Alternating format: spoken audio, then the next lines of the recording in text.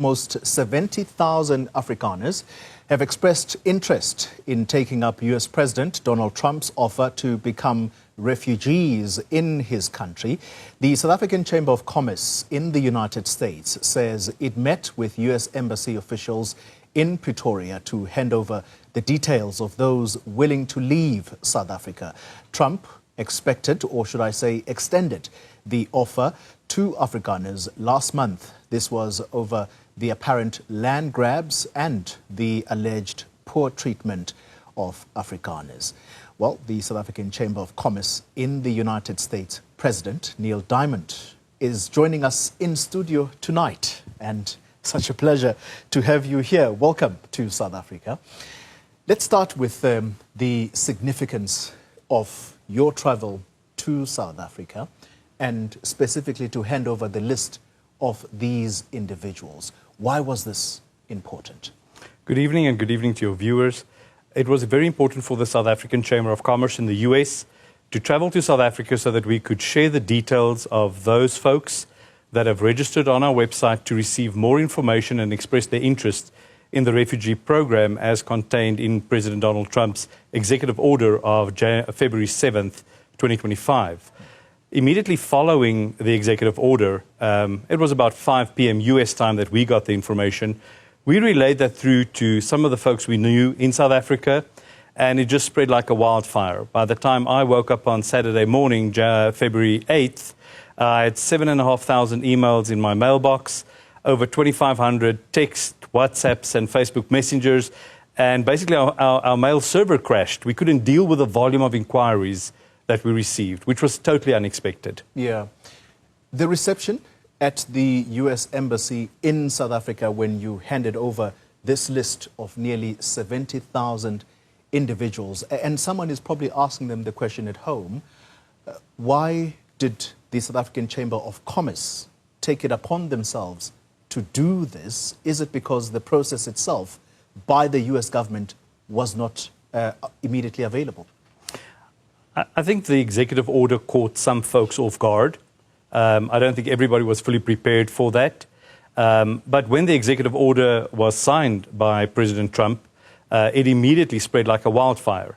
There were no channel through which people could make inquiries. And rookie mistake, the Chamber on our press release put down an email address and a phone number, and that happened to be mine.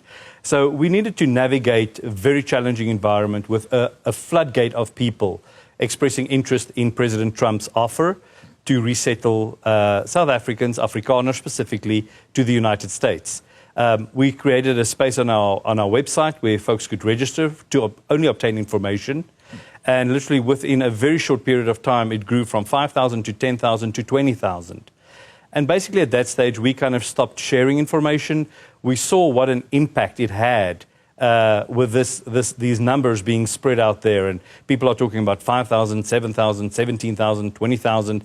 So we decided not to share the information further, but the website was still active for people to register. Yeah. I traveled to Washington, D.C. that following week, reached out to the State Department as well as the U.S. Embassy in South Africa to indicate that we would like them to make a channel available for South Africans that would like to get more information and register for refugee status. That cannot be the responsibility of the Chamber. We found ourselves in a very uncomfortable position. Our focus and mandate is business and economic diplomacy, and this really stretched so far beyond what we are supposed to do. But we were in the space, so we did our best not to abandon people and just ensure that we collected details and information that we could then hand over when the time presented itself.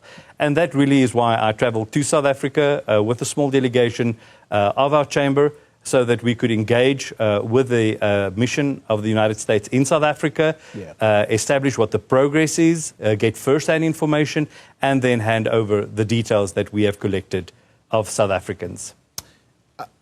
I'm going to latch on to what you have just said, that you were inundated and you're not a political organization. In fact, you make that clear in your press release.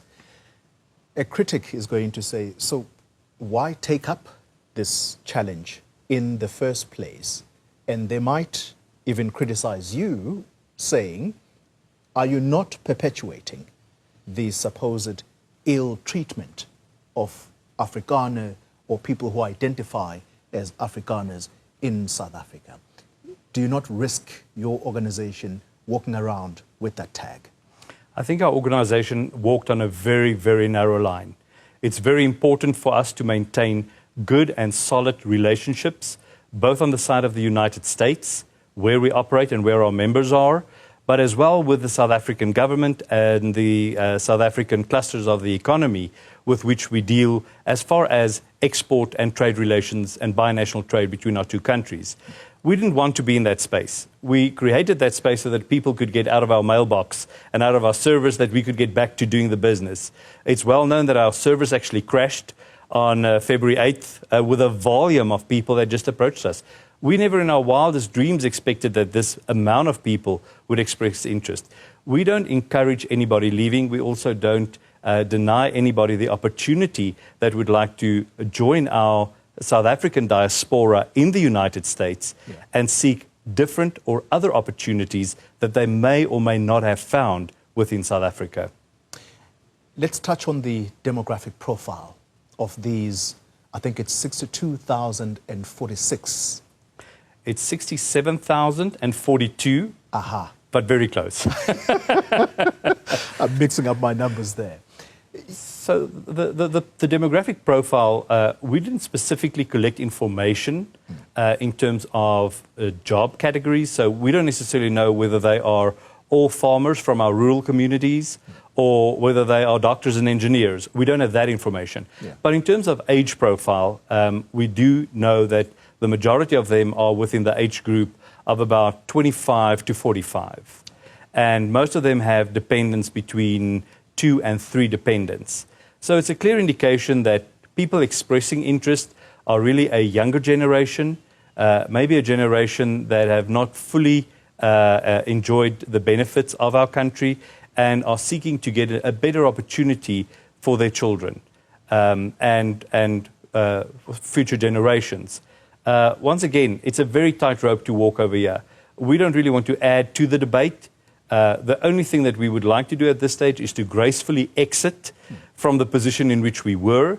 And henceforth, we decided to come to South Africa, engage with the U.S. mission over here, and formally hand over the information of those 67,042 individuals that have expressed interest.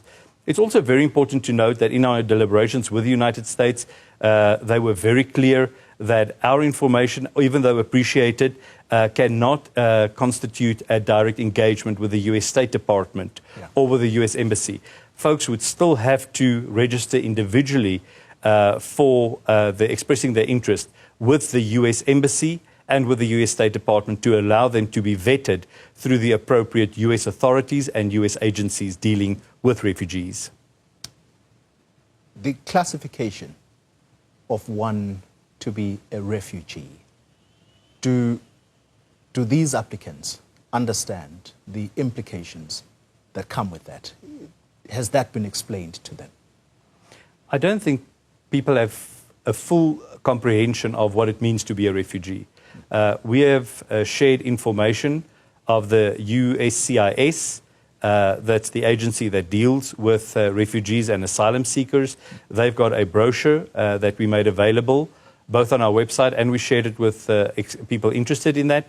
But we are clear as far as the executive order that President Trump requested Secretary of State Marco Rubio and Secretary for Homeland Security Kristi Noem to provide him with the best possible solution to repatriate South Africans, Afrikaners specifically, to the United States. So we don't want to say that it's going to be vastly different from the existing refugee and asylum program, but we're also not convinced that it would be a duplication of what has happened in many other nations. We've got a quite unique situation as far as this South African refugees are concerned. Yeah. Do they all, I'm talking about the applicants now, do they all identify as Afrikaner? That's going to be a very difficult question to answer because the question I ask myself, what is an Afrikaner? Yeah. I've basically got an English name and an English surname, and I've got an American accent up and above it all.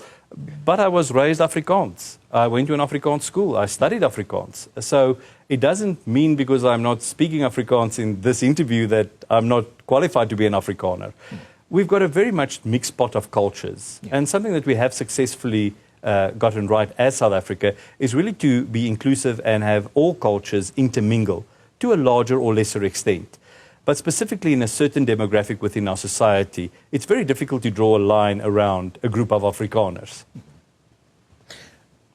Neil, I know that you probably, I'm asking too detailed a question here, but any ideas at this stage, just based on your interactions with the US State Department, about where in the United States might these nearly 70,000 people be settled? So I don't think at this stage there's clarity in terms of where refugees will be settled.